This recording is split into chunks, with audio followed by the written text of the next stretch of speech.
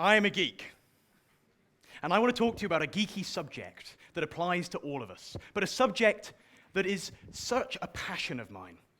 I want to talk to you about cryptography, hiding information in secret codes to make sure that anyone but the intended recipient can't access it. Now, it surprises me that so few people know about cryptography when you consider that it's been made sexy by every spy novel that any of you have ever read and every movie. When you consider that it has turned the tides of war, such as the Enigma machine in World War II. And when you consider that it underpins all of our modern infrastructure, every time you make a payment online, every time you post something embarrassing on Facebook that you wish you hadn't.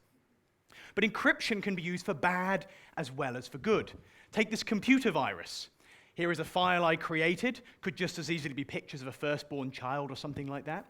And here is a nasty email from a cybercriminal. Now, I stupidly run the attachment, which then puts up a message saying, my files have been encrypted with the RSA 1024 algorithm. If I look at my data now, we can see all of my documents are encrypted and I can no longer access them. They're literally holding my data to ransom on my own computer. How terrifying is that? Now, encryption isn't new. Roman generals used the Caesar cipher to send information to each other. A very simple cipher where if the key was 2, you would change A to C and alike. But it was very easy to break that cipher. You could enumerate all of the different possibilities and quickly figure out the answer. So modern computers have to be much, much smarter. The problem is, surely, if something between A and B is done by a computer can undo it as well. You need something that is easy in one direction and hard in another. And here comes the elegant mathematical trick that powers the modern world.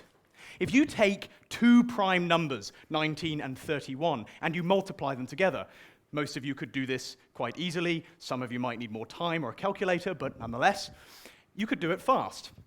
However, if I gave you the number 589 and asked you to find the two prime numbers that constituted together, that multiplied to give this, you'd find it really hard.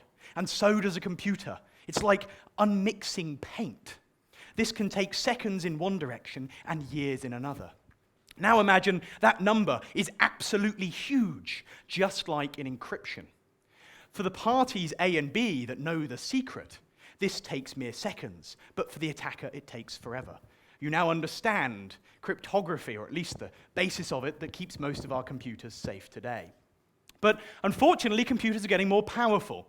So there's lots of research going on into new areas like quantum key distribution, using light to send information from A to B, using a wonderful law of quantum mechanics that says if you look at the photons of light between A and B, the photons being the pasta here, made a lot of mess in my kitchen, then if you look at them when they arrange at the other end, they'll be fundamentally different. It's a system that is designed by nature to be proofed from tampering.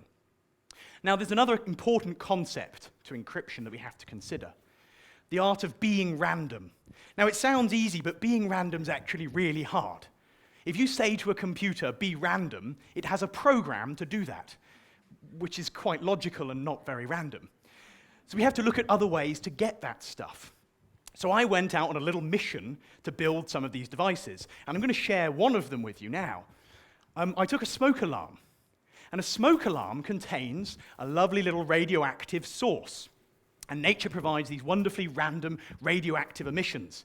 So I took this and using an incredibly expensive high-tech containment device, I connected it to my computer with a Geiger counter and collected data from this wonderful source. And the net result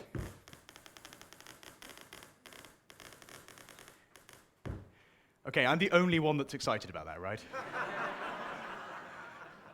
To a cryptographer, that is brilliant. It's pure randomness, okay?